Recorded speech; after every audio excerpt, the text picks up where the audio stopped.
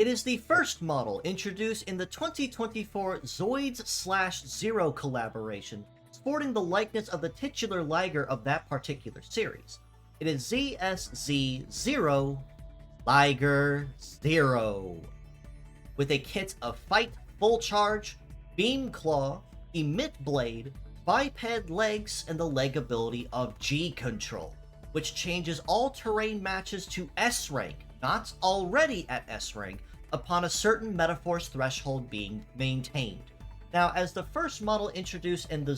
Slash Zero collaboration, and essentially as a mini collab in the second run of the Zoids collab in 2024, this version of Blade Liger most certainly makes it possible to have 3 different Ligers now in the same team, and 3 different Ligers sporting 3 different types of battle styles. Liger Zero is most certainly no exception as a charge-reliant one that is far more aggressive than even that of B Liger from the Wild Zero collab.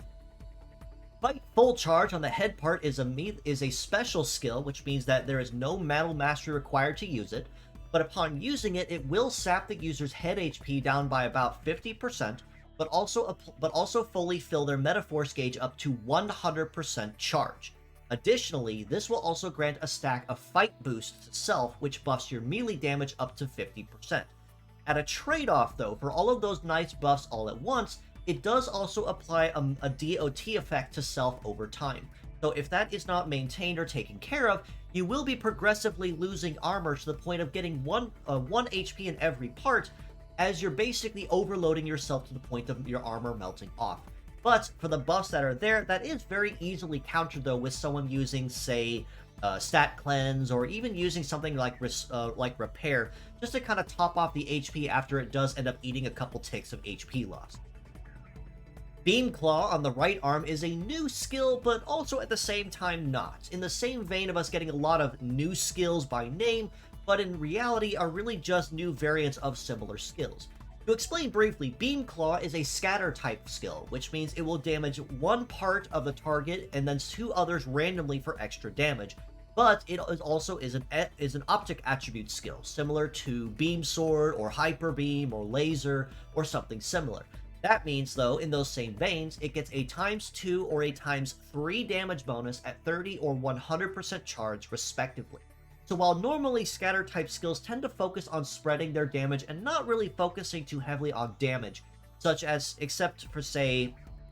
Charge Claw or something similar to that to a degree, Beam Claw is most certainly very damage-related, especially with a base power of 1531. So if you pack a triple damage bonus on there at a full charge, you are going to be absolutely shredding through anything that does come in your way. And as a scatter type skill, Beam Claw will also eat 3 charges of any kind of defense stat that it intercepts, instead of just 1 that any other attack might.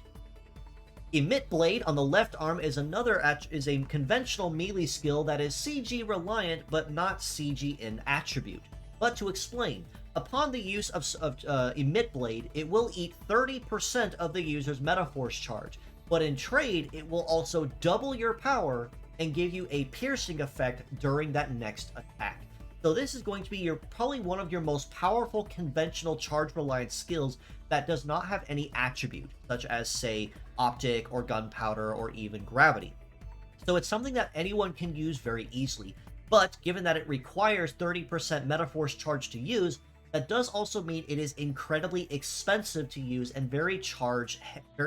hungry. The trade-off is that if you do not have 30% charge in your gauge, you actually are not allowed to use Emit Blade at all, which will kind of hinder Liger Zero's overall viability just a little bit until he actually gets a charge going. But given that he also has Fight Full Charge, even without any extra passives such as with Hunter Nature or Sniper Nature medals or anything else to give him some extra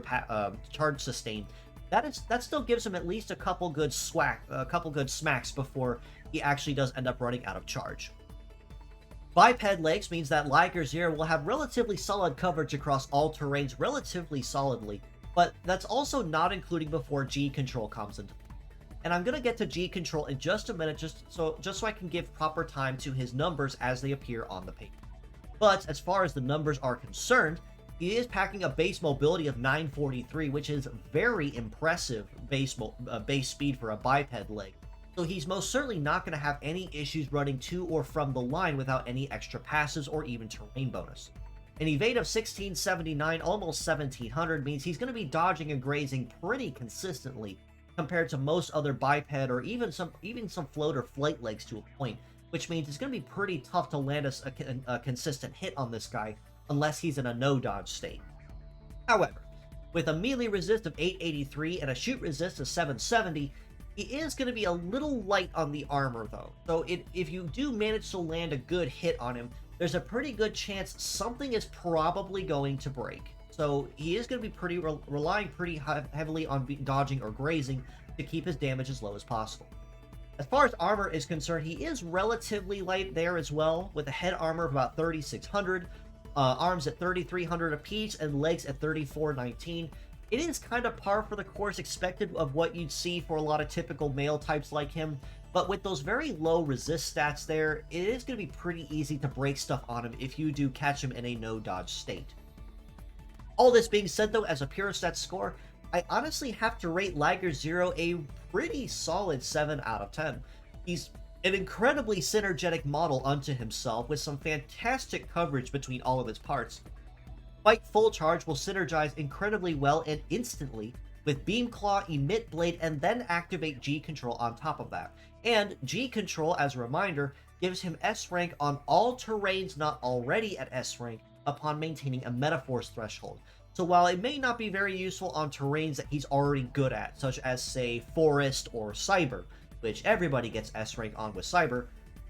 the terrains where everyone else is suffering from, such as, say, on desert, or on aquatic, or even on snowy terrain, once he hits that Metaforce threshold, which at rank 5